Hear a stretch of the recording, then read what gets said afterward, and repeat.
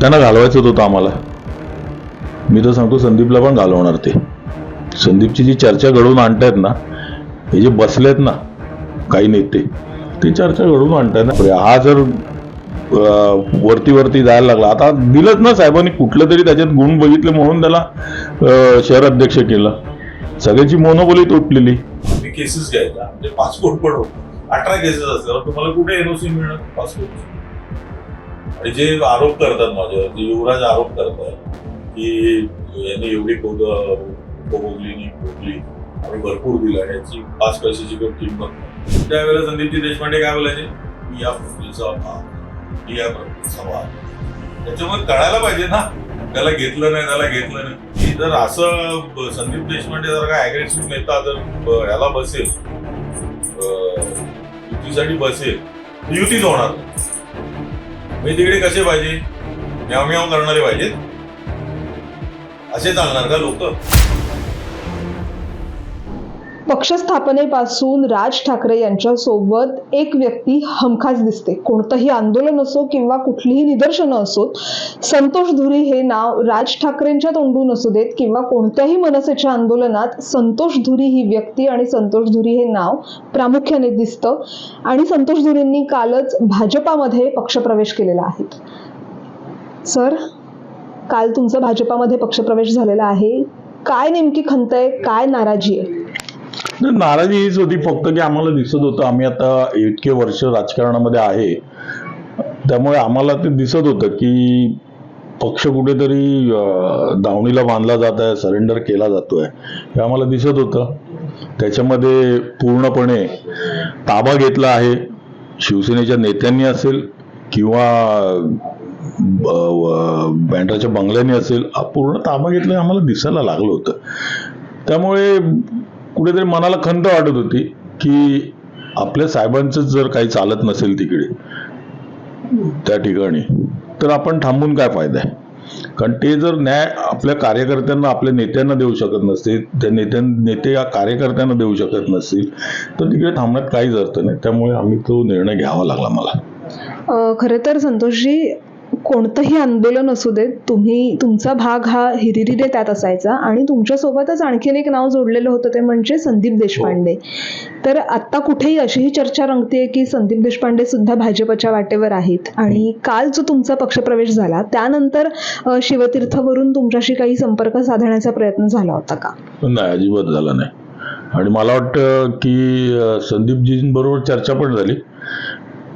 त्यांना विचारण्यात पण आलं की अरे असं ऐकलं की संतोष धुरी चाललाय वगैरे, तर तो म्हणाला असं मला तर माहिती नाही म्हणून, किंवा त्यांनी सांगितलं पण असेल, मला काय कल्पना नाही. आणि एकदा दोनदा बोलला की तुला बोलवलंय म्हणून, पण बोलवल्यानंतर परत सांगितलं की उद्या बोलवलं, आज नाही उद्या बोलवलं, उद्या नाही परवा नाही बोलवलं. असं करून ते टाळाटाळ झालेली. त्यांना घालवायचं होतं आम्हाला. मी तर सांगतो संदीपला पण घालवणार ते.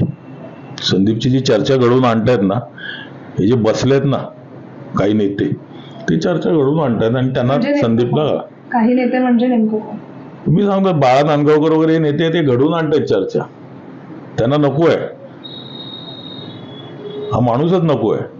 कारण कसं आहे की जी हुशारी, जे प्रवक्ता, म्हणजे एवढं वक्तृत्व सुंदर, आणि प्रत्येक बातमी म्हणजे रोज तुम्ही, मला वाटतं रोज त्याच्याबरोबर संपर्कात असतात, कुठली ना कुठली तरी बातमी तो देतो. आंदोलनाची आयडिया,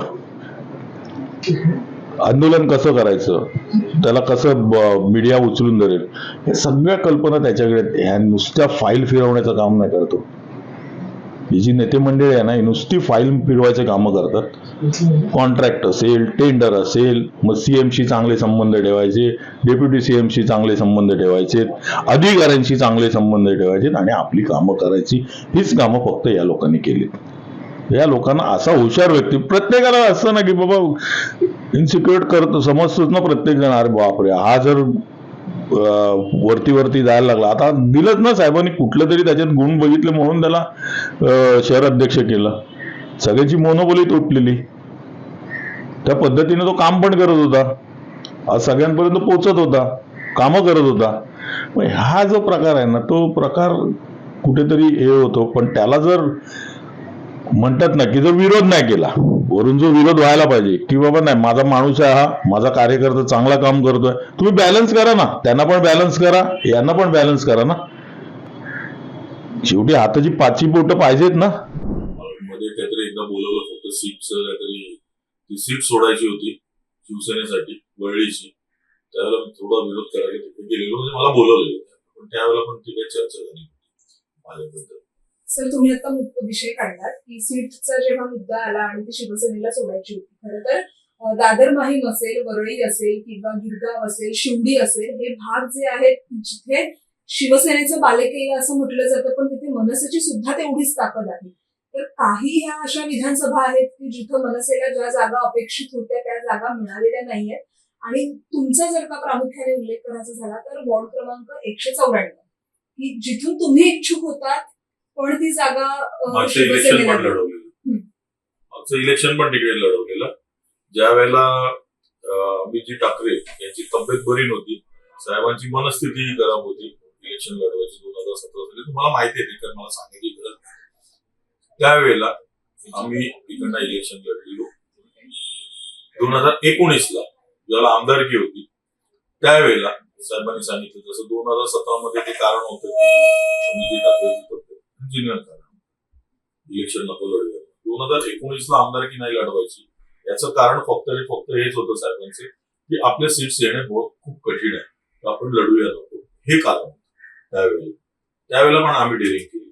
त्यावेळेला त्यांनी सांगितलं लढवणारे तुमच्याकडे आहेत कोण रे? आम्ही दोघं समोर बसलेलो, आम्हाला विचारलं तुमच्याकडे लढवणारे नेते कोण आहेत?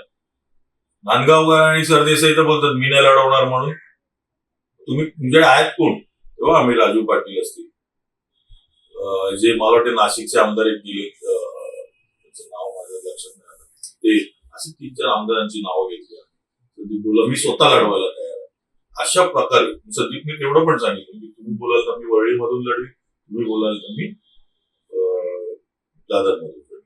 अशा प्रकारे तयार होणारी नेते मंडळी आम्हीच होतो त्यावेळेला, मला लक्षात. म्हणजे हे सगळं आम्ही त्यावेळेला जी परिस्थिती खराब होती त्यावेळेला आमची तयारी होती, मला लक्षात. तुम्ही आता राज ठाकरेंसोबत अगदी सुरुवातीपासून होतात. जेव्हा राज ठाकरे स्वतः शिवसेनेतनं बाहेर पडले होते तेव्हा ते असं म्हणाले होते की माझा वाद हा माझ्या विठ्ठलाशी नाहीये, तर तो त्याच्या आजूबाजूला असलेल्या लोकांशी आहे. तर यावेळी सुद्धा अशीच काही परिस्थिती तुमच्या बाबतीत झाली आहे का? कसं आहे वाद, बघा कसं आहे प्रत्येक ठिकाणी तसं असतेच की मी पण आहे, मी एक जर नगरसेवक आहे ना, मी छोट्या लेवलचा जरी असलो तरी माझ्या बरोबर पण कार्यकर्ते असतात, ते पण बाहेर उगाच काहीतरी वेगळं हे करतातच ना, म्हणजे लोकांची वागणं असेल किंवा बोलणं असेल ते त्यांचं वेगळं असतं, माझं जसं आहे तसंच त्यांचं नसतं, तशा प्रकारे आहे. मग ते पण लोक तेच म्हणत असतात या विठ्ठल आहे हे त्याचे बडवे आहेत, तसे साहेबांचे पण बडवे आहेत, साहेबांना जसे दिसले तिकडे बडवे ना तसे आमच्या इकडे पण यांच्याकडे पण बडवे आहेत, ते त्याप्रमाणे काम करत होते. पण तुमच्या ही गोष्ट केव्हा लक्षात आली? नाही, ही पहिल्यापासून, हे तर राजकारणामध्ये होतं, सांगितलं नाही राजकारणामध्ये होतं, ही काही लक्षात आलेली गोष्ट नाही, ही चढावड होतीच प्रत्येक वेळेला ती. म्हणजे मी तुम्हाला सांगतो की मला त्यावेळेला माझी वरळी विधानसभेमधून मी हे करत होतो, तयारी करत होतो, त्यावेळेला मला विभागाध्यक्ष केलेलं साहेबांनी माझी हे ओळखून मला माहीम मधून डायरेक्ट वरळीमध्ये टाकलं आणि मी तिथे चला ठीक आहे वरळीमध्ये टाकलं, तर मी वरळीमध्ये सुरुवात केली त्यावेळेला काम करायला, ऑफिस घेतलं, सगळं काम चालू झालं आमचं सगळं. आणि अचानक आदित्यजी उभे राहणार कळल्यानंतर मग आम्ही बॅकआउट झालो आणि नंतर मग आम्ही इकडनं संदीपजी देशपांडे उभे झाले. तो असे खूप जे निर्णय आहेत ना की जे आम्ही आमच्या परीने घेतले आणि ते घ्यायला पण लावण्यात आले. तुम्ही असं म्हणालात की अनेक निर्णय त्यावेळी घ्यायला लावलो. खरं तर कोणतंही आंदोलन असू दे किंवा मनसे आणि खळखटाक हे एक जुनं नातं आहे आणि मनसेची तीच ओळख आहे की आक्रमकपणे गोष्टी मांडणं किंवा त्याला सामोरं जाणं. तर एवढी वर्ष जेव्हा आपण एखाद्या पक्षाला आपला वेळ देतो आणि सगळ्याच गोष्टी आपण आपल्या त्या पक्षाला देतो आणि जेव्हा कुठेतरी ही अशी गोष्ट येते की आपल्याला ते वाटतं की कुठेतरी डावललं जातंय किंवा कुठेतरी न्याय वागणूक नाहीये, तेव्हा नेमकं एक कार्यकर्ता म्हणून किंवा पक्षातले एक नेते म्हणून काय नेमकी भावना?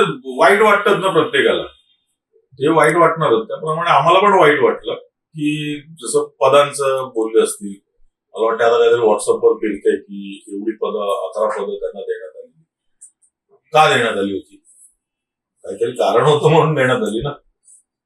विधानसभा अध्यक्ष असेल, माजी नगरसेवक म्हणून मला हे केलं असेल, कुठेतरी काहीतरी वाटत होतं म्हणून मला ही पदं देण्यात आलेली आणि त्याला मी न्याय देण्याचा प्रयत्न करत होतो.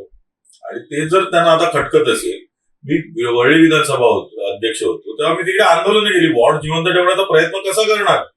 बीडीड चाळमध्ये काय आलं, मग माडा ऑफिसवर मोर्चा घेऊन जा, तिकडे पाण्याचा प्रॉब्लेम आहे तर बीएमसीच्या हंडा मोर्चा घेऊन जा, कोस्टल रोड मुळे त्रास होतोय लोकांना तर मग तिकडे मोर्चा घेऊन जा. म्हणजे अशी केसेस आमच्या तिकडे 4-5 केसेस तिकडचे आहेत ना. 18 केसेस आहेत. सगळ्या केसेस होतातच. कामगार सेनेमध्ये असताना ज्यावेळेला कंपनीमधल्या मालकाशी जेव्हा भांडणं होतात आमची, जर चर्चा फिसकटे काहीतरी होते, तिकडे मारामारी होते किंवा काहीतरी होतं, त्या केसेस पडतात आमच्यावर. म्हणजे जी पदं आहेत त्या पदाला मी न्याय दिला की याच्यामध्ये माझ्यावर केसेस आहेत. तुम्हाला सांगितलं ना की आम्ही केसेस घ्यायचा, आमचे पासपोर्ट पण होते. 18 केसेस असल्यावर तुम्हाला कुठे एनओसी मिळणार पासपोर्टची? आणि जे आरोप करतात माझ्यावर, जे युवराज आरोप करतायत की यांनी एवढी उपभोगली भोगली, आम्ही भरपूर दिलं आणि याची 5 पैशाची कोण किंमत नाही. ठीक आहे ना. म्हणजे आम्ही गरीब असायचं, आमच्या फॅमिलीला घेऊन कुठे बाहेर जाऊ शकत नाही. कुठे जाणार आम्ही? जास्तीत जास्त लोणावळा, खंडाळा, माथेरानला. आणि यांची मुलं जाणार इकडे आला अमेरिकेला, लंडनला फिरायला. आमचं पासपोर्ट नव्हतं ना. या गोष्टी आहेत सगळ्या. आता या गोष्टी कुठे सांगत राहणार? या गोष्टी प्रत्येक गोष्टीला समजा आता कसं होतं, ज्या वेळेला कुठलाही माणूस पदाधिकारी असेल तो चांगला असून दे वाईट असून दे. आता तुम्ही कित्येक वेळा बोलला की तुम्ही पहिल्यापासून आंदोलनामध्ये असणारे, हिरीन भाग घेणारे, सर्वात पुढे राहणारे, काही अंगावर केसेस घेणारे असे तुम्ही कार्यकर्ते आज जे तुम्ही सोडून गेलात वगैरे, ही तुम्ही दखल घेताय. तुमची दखल कदाचित त्यांनी घेतली नसेल, वाटत असेल. असे संतोष एक गेला संतोष तर तिकडे 10 संतोष येतील. प्रवीण दरेकर गेलेले त्यावेळेला पण हेच झालेलं, भाऊ गेलेले त्यावेळेला पण तेच झालेलं. आणि त्यावेळेला पण आम्ही रिक्वेस्ट केली की भाऊ चांगला कार्यकर्ता आपला जातोय वगैरे. त्यामुळे एक प्रवीण दरेकर गेला तर 100 दरेकर गेले. असंच प्रकार आहे. खरं तर काल अमित साटम यांच्या सोबतच तुमचं पक्षप्रवेश झालं, ते स्वतः तिथे उपस्थित होते. तेव्हा तुम्ही संदीप देशपांडे यांचं सुद्धा नाव घेतलेलं होतं की त्यांना मुंबई अध्यक्ष असून सुद्धा डावललं गेलं प्रत्येक गोष्टी, किंवा ज्या काही सभा असतील किंवा ज्या बैठका असतील त्यामध्ये त्यांना डावललं गेलं. तर ही जी नाराजी होती, हा जो उद्वेग होता, तो कुठेतरी अशा पद्धतीने बाहेर पडला की तुम्ही थेट पक्षप्रवेश केलेला होता. ते तर स्वतः संदीप देशपांडेंनी 10 वेळा सांगितलं. मी काय सांगायचं? आता तुम्ही पत्रकारांची लाईनच उचलत नव्हतं ते मला काय माहिती. 10 वेळा तुम्हाला इंटरव्ह्यू दिला आणि तुम्ही विचारलं काय सीट किती मिळणार तुम्हाला, कुठली सीट मिळते, युती कधी डिक्लेअर करणार, त्यावेळेला संदीपजी देशपांडे काय बोलायचे? मी या प्रक्रियेचा भाग नाही, मी या प्रक्रियेचा भाग नाही. त्याच्यामुळे कळायला पाहिजे ना, त्याला घेतलं नाही, त्याला घेतलं नाही. ज्या दिवशी तुम्ही ती बातमी बनवली त्याच्यानंतर साहेबांनी बोलून घेतलं त्याला, तेव्हा दखल घेतली आणि शेवटचा दिवस होता. पण तेव्हा नेमकं काय वाटतं तुम्हाला की ते असं म्हणत होते, तर नेमकं त्यामागचं कारण काय वाटतं तुम्हाला? काय कसं आहे की जे नांदगावकरांचं मत होतं ना की ते बरोबर होतं की जर असं संदीप देशपांडे सारखा अग्रेसिव्ह नेता जर ह्याला बसेल, युतीसाठी बसेल तर युतीच होणार नाही. म्हणजे तिकडे कसे पाहिजे, म्याव म्याव करणारे पाहिजेत, असे चालणार का लोक? तिकडे शेवटी तुम्हाला सांगायला गेलो की बाबा ही सीट मला पाहिजे तर का पाहिजे, बरोबर आहे की नाही? मला ही सीट पाहिजेच, त्याचं कारण आहे हे तिथे सांगायला पाहिजे, ठामपणे सांगायला पाहिजे. तिथे 2 भाऊ एकत्र येत आहेत, युती होते, मी बाळासाहेबांना शब्द दिलेला म्हणून आम्हाला हे नको देऊन साहेब घेतील ना त्याचा निर्णय, तुम्ही कोण निर्णय घेणार आहे? प्रकारे सगळं त्यांनी बोलतात ना बेसमेंट सगळं गुंडाळून त्याच्या हातात देऊन टाकलं, तुम्हाला काय करायचं ते करा. आणि साहेबांनी पण युती तुटू नये म्हणून हे केलं की नको, युती नाही तुटली पाहिजे, जास्ती ताणाताणी करू नका, जस्ट सीट्स मिळतात त्या आपण घ्या लढवा. पण आता अखेर युती झालेली आहे आणि ही ठाकरेंची युती किंवा ठाकरे बंधूंची जी युती झालेली आहे त्याची जादू मुंबईवरती या निवडणुकीच्या काळात दिसेल. तर बघा ना काय झालं माहितीये का, युतीची जादू दिसायला पाहिजे ना, त्याकरता ना एकत्रितपणे काम करायला, बरोबर आहे? तिकडे मग मनसेची सीट उभी आहे की उबाटाची सीट उभी आहे हे नाही बघायचं. तिकडे ती आपली सीट आहे म्हणून लढायला लागतं. वरळीचं उदाहरण देतो तुम्हाला. ज्या वेळेला ती सीट माझ्या शाखाध्यक्षाला देण्यात आली, त्याच्या मिसेसला, त्यावेळेला साहेब बोलतात की त्यांचा फोन होता, त्याला सीट नको देऊ, तिकडची एक नगरसेविका, माझी नगरसेविका, तिला देऊया. का? कारण काय? बेरजेचं राजकारण. खूप सुंदर बेरजेचं राजकारण. बरोबर आहे की नाही येणार सीट आपली असं साहेबांना वाटत होतं, तिला इन करूया. बरोबर आहे, देऊया. म्हणजे आपली सीट पण देऊन टाकली होती त्यांच्या बोलण्यावरून. बरोबर बोलता ना मी? ती पण सीट सोडून टाकायची हे चाललं होतं. साफ चुकीचं. तर आपल्या सोबत संतोष धुरी होते आणि नेमकं हे सगळं काय प्रकरण होतं किंवा नेमकं का पक्षप्रवेश जो भाजपमध्ये झाला त्यामागची नेमकी काय कारण होती ही त्यांनी सांगितलेली आहे. लोकमत मुंबईसाठी निधी बेटे.